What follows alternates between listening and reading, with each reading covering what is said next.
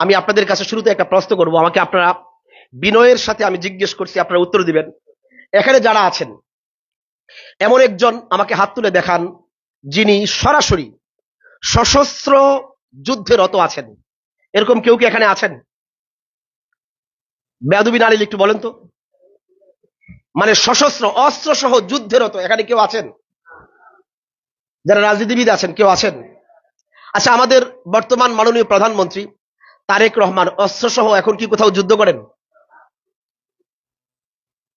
আচ্ছা, আপনারা এখানে যারা আছেন 2 নম্বর প্রশ্নের উত্তর আমাকে একটু দেন বেয়াদবি না নিলে।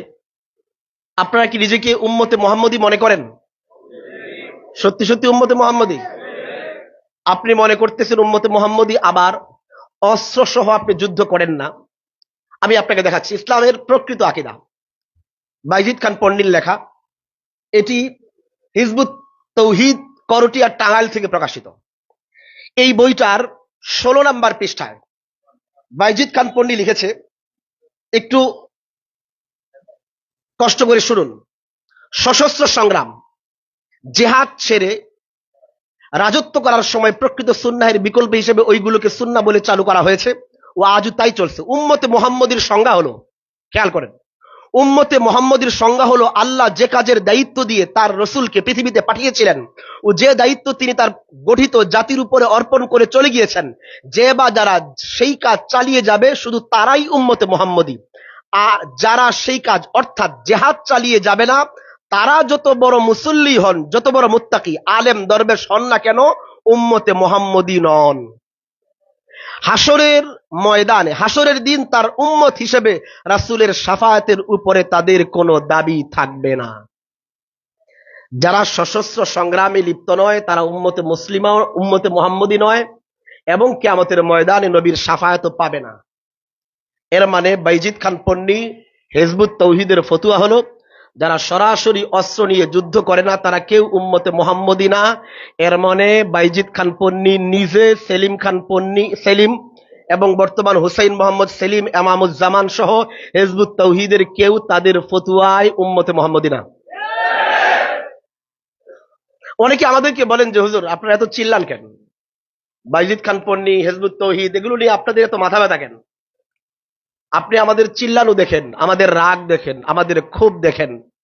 আপনি এটা দেখেন না যে আমাদেরকে ধাক্কা দিয়ে ইসলাম থেকে বের করে দেওয়া হচ্ছে, আমাদেরকে ইসলাম নামক জান্নাতি ধর্ম থেকে আমরা বহিষ্কৃত হয়ে গেছি ইত্যাদি গ্রন্থে এনায়েতুল্লাহ খান মাসিকি লিখেছে। হুবহু সেখান থেকে সে কপি পেস্ট করেছে। এমনকি দাজ্জাল নামক যে বইটা লিখেছে, এই বইটাও মূলত তার লেখা না, এটাও আরবের একজন লেখক, তিনি আগে ইহুদি ছিলেন, সেখান থেকে মুসলমান হয়েছেন, তারপরে তিনি একটা বই লিখেছিলেন দাজ্জাল বিষয়ক। সেই বইটার ইংলিশ ট্রান্সলেশন হয়েছে, সেখান থেকে সে অনুবাদ করে দাজ্জাল নামক বইটা লিখেছে না এই বাইজিদ খান পন্নী। এর মানে তার কোরআন সুন্নাহ থেকে আহরণ করে কোনো কিছু লেখার মৌলিক কোনো যোগ্যতাই তার নেই। যা কিছু সে লিখেছে সব কোটি নকল করে লেখা। তো বাইজিদ খান পন্নী যেমন 47-এর দেশভাগের সময় সে চায়নি দেশ বিভক্ত হোক, অর্থাৎ দ্বিজাতি তথ্যের ভিত্তিতে যেই বিভক্ত হয়েছিল দেশ পাকিস্তান, সে চায়নি। আরো মজার জিনিস হচ্ছে, যখন বাংলাদেশ হয়ে গেল, পাকিস্তান হয়ে গেল, এরপরে 1971-এ যখন পাকিস্তান থেকে বাংলাদেশ সবার যেই যুদ্ধ শুরু হয়েছে, সেই সময় বাইজিদ খান পন্নী তিনি বাংলাদেশের বিরোধিতা করে পাকিস্তানের পক্ষে রাজাকারি করেছেন। এটা আপনাদের জেনে রাখা দরকার। আমি এজন্য খুব স্পষ্টভাবে তার বই থেকে এই তথ্যটা আপনাদের সামনে তুলে ধরতে চাই। বাইজিদ খান পন্নী একদম নাম করা একজন রাজাকার ছিল। এই বিষয়টা জানতে হলে প্রথমে আপনাকে এটা জানতে হবে যে তার এই যে বইটা আছে, শ্রেণীহীন সমাজ, সাম্যবাদ ও প্রকৃত ইসলাম, এই বইটার 186 নম্বর পৃষ্ঠায় লেখা হয়েছে বাইজিদ খান পন্নীর ডাক নাম ছিল সেলিম খান পন্নী। বেয়াদবি না নিলে বলেন তো কি নাম? সেলিম খান পন্নী। এবং এই বইটার, এটা বাইজিদ খান পন্নীর নিজের লেখা বই, এই বইটার 86 নম্বর পৃষ্ঠায় লেখা আছে বাইজিদ খান পন্নীর বাবার নাম ছিল মেহেদি খান পন্নী, আর বাড়ির নাম ছিল দাউদ মঞ্জিল।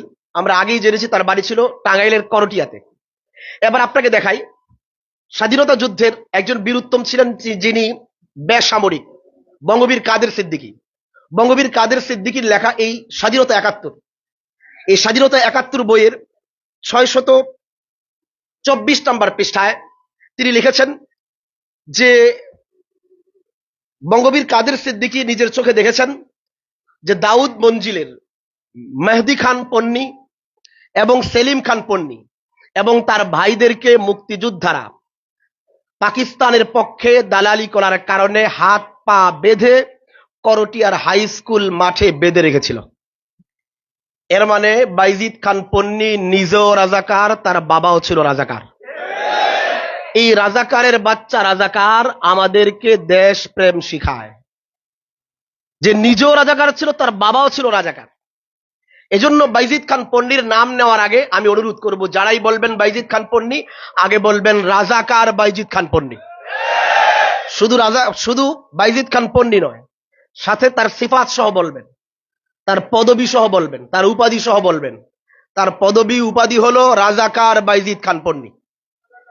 এই দেশদ্রোহী, এই রাষ্ট্রদ্রোহী ব্যক্তি দল গঠন করেছে হিজবুত তাওহীদ। যেহেতু সে স্বাধীনতার সময় দেশ বিরোধী ছিল, যে দলটা গঠন করেছে তার কার্যক্রমও আমাদের এই দেশের স্বাধীনতা, শান্তি শৃঙ্খলার সম্পূর্ণ বিপরীত এক সন্ত্রাসী দল হিসেবে আত্মপ্রকাশ করেছে হিজবুত তাওহীদ।